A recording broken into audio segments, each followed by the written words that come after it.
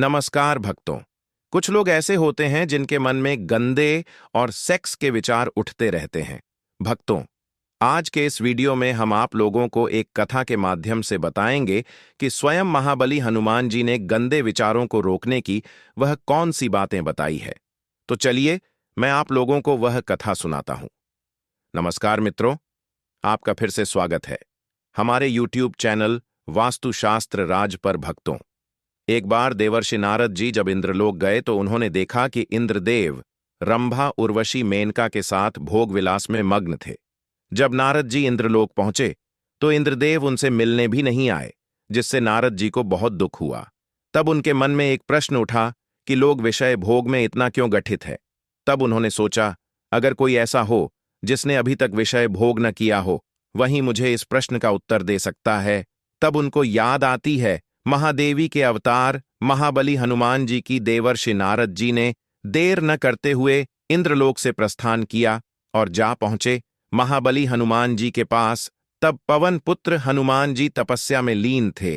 जैसे ही नारद मुनि वहां पहुंचे, तब महाबली हनुमान जी ने आंखें खोली और देवर्षि नारद जी से बोले, हे नारायण भक्त देवर्षि नारद जी, आप आज हमारे पास आए हैं। कोई अनहोनी हुई क्या मुझसे, या फिर किसी पर कोई संकट आया है क्या? तब देवर्षि नारद जी बोले, हे संकट मोचन महाबली हनुमान, ऐसी कोई बात नहीं है। मुझे बस आपसे एक प्रश्न का उत्तर जानना था। तब हनुमान जी ने कहा कि कहिए देवर्षि नारद जी, आपका वह प्रश्न कौन सा है? तब देवर्षि नारद जी बोले कि हे संकट मोचन पवन पुत्र हनुमान, आपने आज तक किसी भी स्त्री को स्पर्श तक नहीं किया है ना? तो आज तक आपने किसी एक स्त्री के साथ विषय भोग किया है।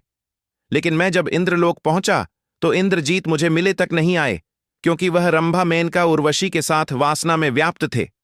तब मेरे मन में यह प्रश्न उठा कि मनुष्य के मन में यह वासना का विचार क्यों उठता है और इसे कैसे रोक सकते हैं।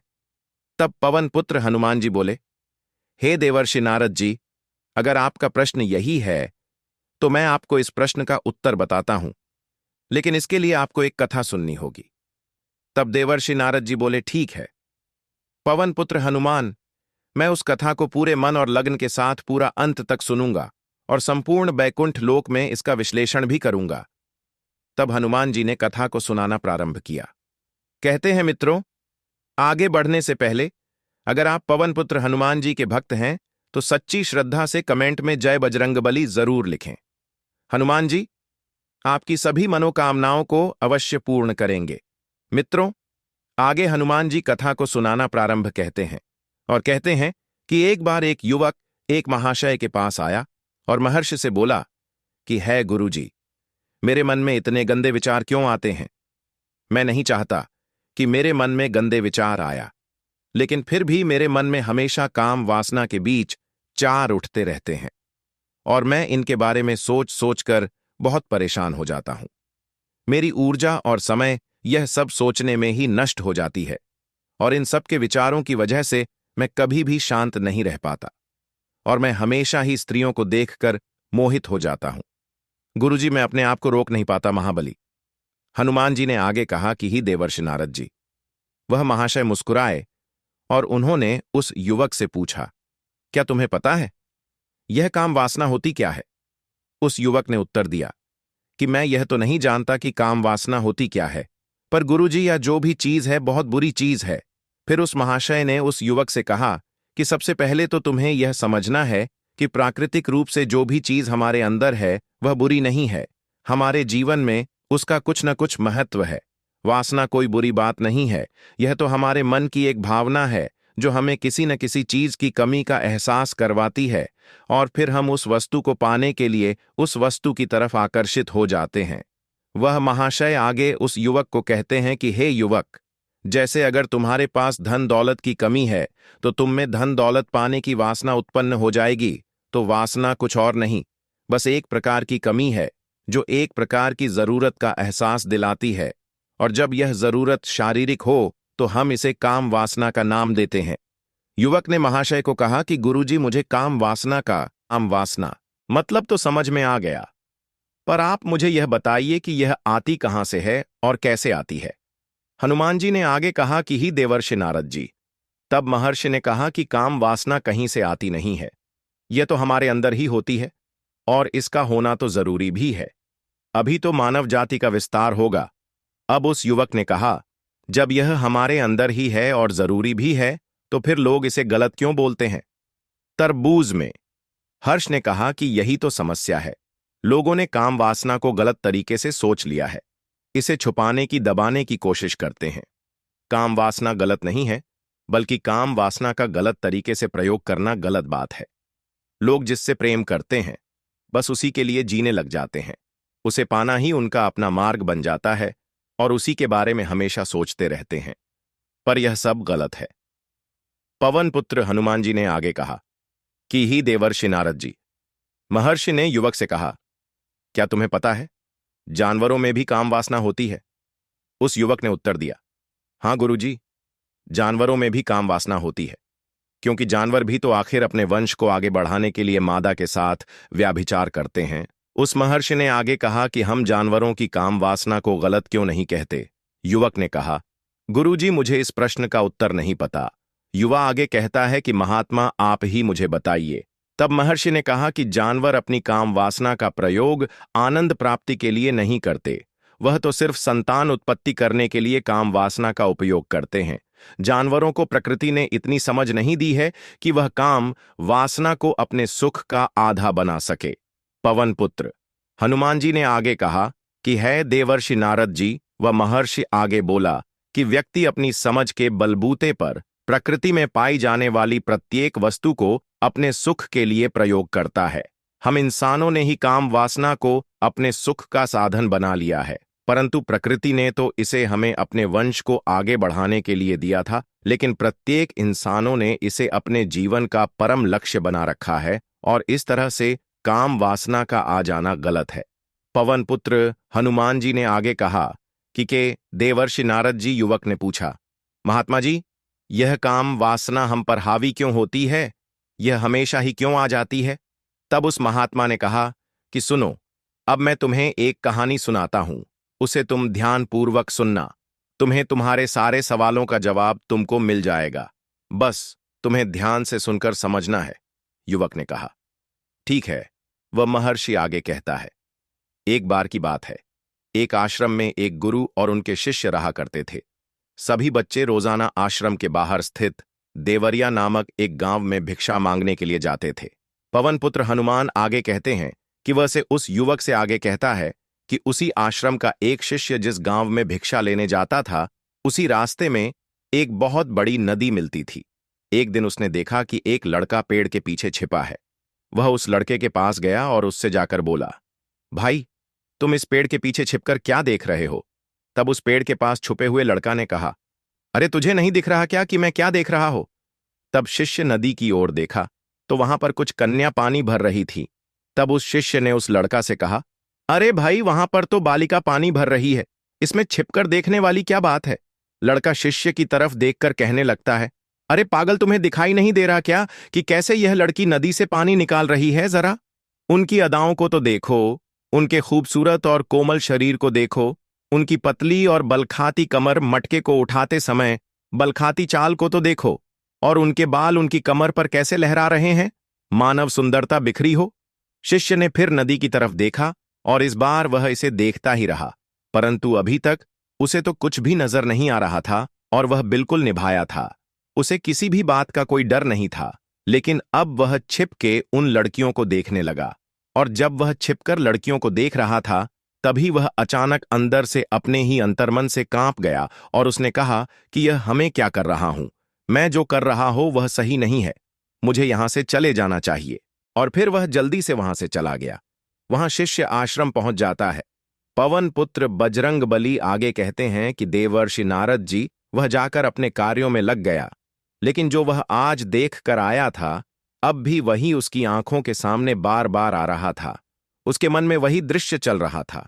उसका मन वही सब कुछ देखने के लिए उतावला हो रहा था। उसका किसी भी काम में मन नहीं लग रहा था। सुबह होते ही बहुत जल्दी ही शिक्षा के लिए निकलता है और उस नदी के पास वाले पेड़ के पास जाता है जहां पर वह लड़का पहले से वह मौजूद रहता था। शिष्य भी उसके साथ मिलकर लड़कियों को छुप छुप कर देखने लगता है। महर्षि आगे कहते हैं कि अब वह रोज ऐसा करने लगा, लेकिन अब उस शिष्य का मन किसी भी काम में नहीं लगता था। वह हमेशा ही किसी न किसी प्रकार के विचारों में उलझा रहता था। वह आश्रम के कार्यों को भी ठीक ढंग से नहीं कर पा रहा था।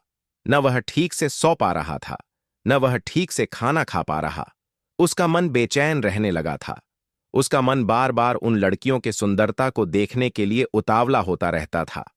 जब गुरु उसके गुरु शिक्षा देते थे, तब भी उसका मन कहीं और ख्यालों में खोया रहता था। जब शिष्य का यही रोज रोज का हो गया, तो गुरु ने अपने शिष्य की इन हरकतों को भांप लिया था। पवन पुत्र हनुमान जी ने नारद जी को कथा सुनाते हुए आगे कहते हैं कि एक दिन गुरु ने शिष्य को अपने पास बुलाया और कहा कि आज से मैं भी तुम्हारे साथ भिक्षा मांगने चलूंगा। हम दोनों साथ साथ भिक्षा मांगने चलेंगे। तब शिष्य गुरु को मना करते हुए बोला, नहीं गुरुजी, आप परेशान क्यों हो रहे हो? मैं अकेला ही ठीक से भिक्षा मांग सकता हूं। गुरु ने शिष्य से कहा कि ठीक है, तुम अकेले ही भिक्षा मांगने जाओ। जैसे ही गुरुजी ने इतनी बात कही, वह शिष्य तुरंत वहां से भिक्षा मांगने के लिए निकल गया। उसके जाने के बाद गुरुजी भी आश्रम से निकल गए और वह अपने शिष्य का पीछा करने लगे कि वह कहाँ जाता है, किसे मिलता है। यह सब देखने के लिए उसके पीछे पीछे चलने लगे। कुछ आगे जा आने के बाद गुरुजी ने देखा कि उनका शिष्य एक युवक के साथ एक पेड़ के पीछे किसी अपराधी की तरह छिपा हुआ है और छिपकर कुछ देख रहा था। गुरुजी भी अपने शिष्य के पीछे गए। उन्होंने सोचा कि आखिर उनका शिष्य क्या देख रहा है, जिसे देखने के लिए वह पेड़ के पीछे अपराधियों की तरह छिपा हुआ है। तब गुरु ने देखा कि उनका शिष्य पेड़ के पीछे छुपकर लड़कियों को देख रहा है, जो कि नदी से पानी भर रही थी। तभी गुरु बोल पड़ा कि शिष्य, तुम यह क्या देख रहे हो? अपने गुरुजी की आवाज सुनकर शिष्य घबराकर विचलित हो गया और उसके पसीने छूटने लगे। वह धीर वीर पुरुष थर-थर कांपने लगा, जैसे किसी चोर को चोरी करते समय रंगे हाथों पकड़ लिया गया हो। उसकी हालत खराब हो गई। वह कुछ भी नहीं बोल पा रहा था। वह अपने गुरुदेव से नजर भी नहीं मिला पा रहा था। गुरुजी ने शिष्य की तरफ देखा और कहा कि हमारा शिष्य तो निभाया था, उसे तो किसी भी चीज का डर नहीं लगता था, लेकिन यह क्या, तुम तो डर के मारे कांप रहे हो। शिष्य ने गुरुजी से कहा कि मुझे माफ कर दो गुरुजी, मेरा इसमें कोई दोष नहीं है। मेरे साथ यह जो युवक है, इसने ही मुझे बहका दिया है, लेकिन मैं आपसे प्रेम करता हूं कि आज के बाद मैं ऐसा दोबारा नहीं करूंगा। तो गुरुजी ने शिष्य से कहा कि कोई बात नहीं, पर इस बात का तो ध्यान रखना कि हम जैसी संगति करते हैं, वैसा ही फल हमें प्राप्त होता है। वह महर्षि आगे कहता है कि प्रत्येक साथ रहने वाले व्यक्ति विचार हमारे अंदर प्रवेश करते हैं। इसीलिए अच्छी संगति करो, जिससे तुम्हारे अच्छे विचारों का प्रवेश हो। फिर गुरुजी और शिष्य आश्रम लौट आए और फिर से आश्रम के कार्यों पर ध्यान देने लगे। वह जिस रास्ते से पहले जाता था, उसने उस रास्ते को त्याग दिया और दूसरे रास्ते से जाने लगा। वह अपने काम को ध्यान से करता, लेकिन धीरे धीरे उसके अंदर क्रोध उत्पन्न हो गया और फिर वह दूसरों पर क्रोध करने लगा और बेचैन रहने लग गया। अब वह सही समय पर खाना भी नहीं खाता था। वह खाना भी बहुत कम खाता था। एक रात गुरुजी शिष्य के पास आए और उसे बोले कि अब तक तुम कितनी बार अपने वादे से मुकर चुके हो। यह सुनकर शिष्य अपने गुरुजी के चरणों में गिर गया और रोने लगा। रोते रोते ही उसने गुरुजी से कहा कि गुरुदेव, मैं कई बार अपना वादा भूल हो फिर वादा कर लेता हूं, लेकिन हर बार मैं वादा भुला देता हूं। मेरा मन मेरे नियंत्रण में है ही नहीं। मैं बहुत कोशिश करता हूं कि मैं अपने मन से सारे बुरे विचारों को निकाल दो, लेकिन मैं चाहकर भी ऐसा नहीं कर पा रहा हो।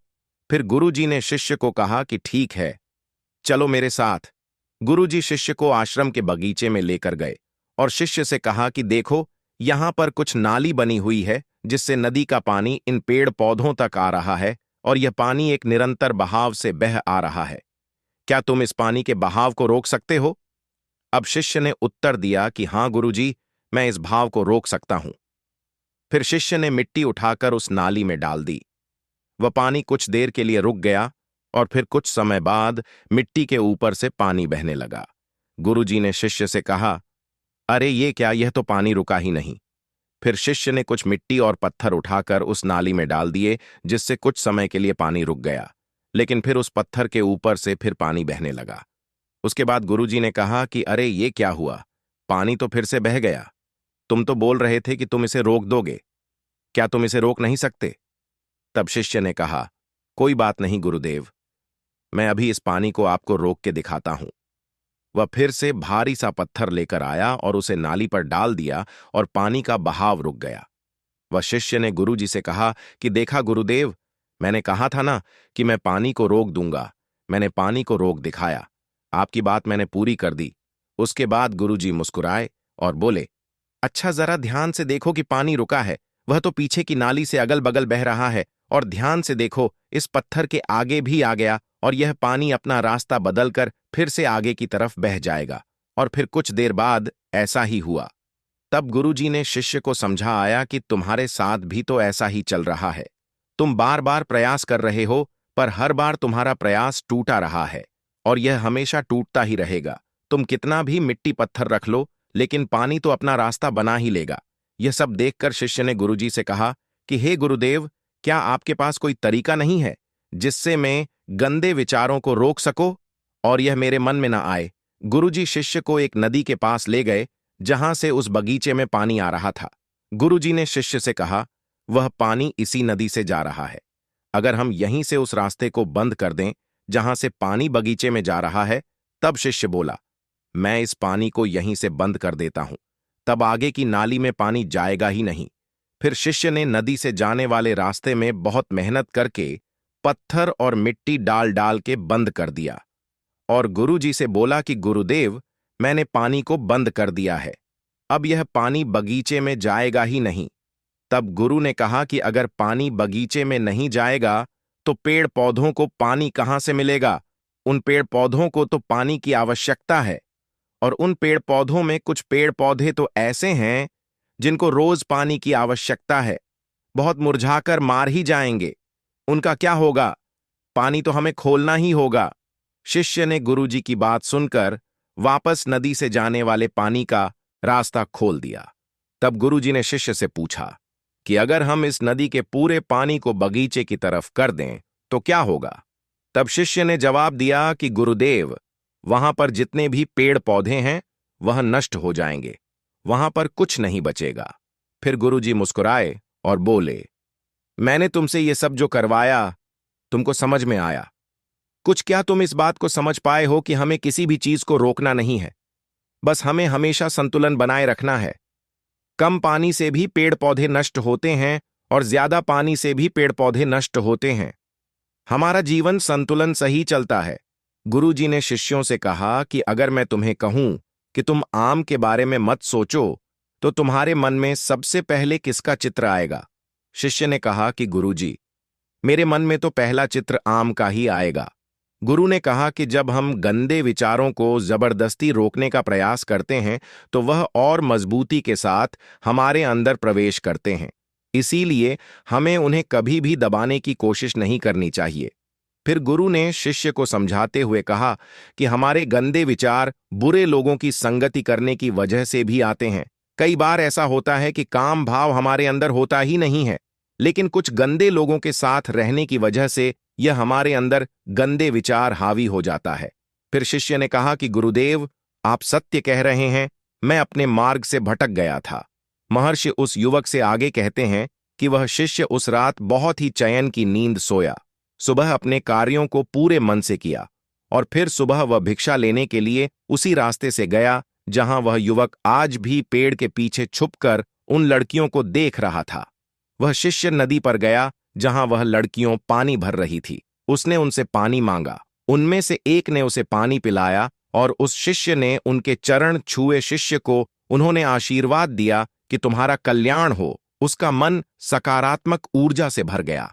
उसके चेहरे पर मुस्कान आ गई थी, जैसे उस शिष्य को कुछ खोया हुआ वापस मिल गया हो। वह वापस अपने रास्ते से जाने लगा भी पीछे से वह युवक आ गया जो पेड़ के पीछे छुपा हुआ था। वह शिष्य के पास आया और बोला कि अरे भाई, क्या बात है, आज तो तुमने नजदीक से दर्शन कर लिए, तुम तो मुझसे भी आगे निकल गए। तब शिष्य ने कहा कि हम हमेशा दूसरे के दर्शन करने में ही व्यस्त रहते हैं, अपने दर्शन कर ही नहीं पाते। तुम कब तक इस पेड़ के पीछे छुपाते रहोगे? किसी को पसंद करते हो तो उसे कह दो, अगर वह भी तुम्हें पसंद करती है तो शादी कर लो और उससे पहले तुम कुछ बन जाओ। अपने आप को पहचान लो, ऐसे अपना समय बर्बाद मत करो। फिर वह युवक रोज उस शिष्य से मिलने लगा और उस युवक ने नदी पर जाना त्याग दिया। और फिर वह युवक अपने जीवन में कुछ बनने के लिए संघर्ष करने लगा। अब महात्मा महर्षि ने एक युवक का मार्गदर्शन किया और गुरुजी की वजह से एक शिष्य और एक और युवक के मन की वासना समाप्त हो गई। अब बजरंगबली ने कहा कि हे नारद जी, अब तो आपको सब कुछ समझ में आ ही गया होगा कि एक मनुष्य को संभोग और गंदे विचारों से बचने के लिए क्या करना चाहिए। देवर्षि नारद जी बोले कि हां, पवन पुत्र हनुमान हनुमान, मैं अब आपकी बात समझ चुका हूं मित्रों। संगति बदलो, आपके विचार अपने आप ही बदल जाएंगे। जब तुम्हारे मन में गंदे विचार आए, तब आप अपने आप को दोषी मत मानो। केवल उन विचारों में संतुलन बनाने का प्रयास करो और अपने आप को पहचानो। मित्रों, वीडियो अच्छी लगी हो तो वीडियो को लाइक और सब्सक्राइब जरूर कर और कमेंट बॉक्स में जय बजरंगबली जरूर लिखें। धन्यवाद मित्रों।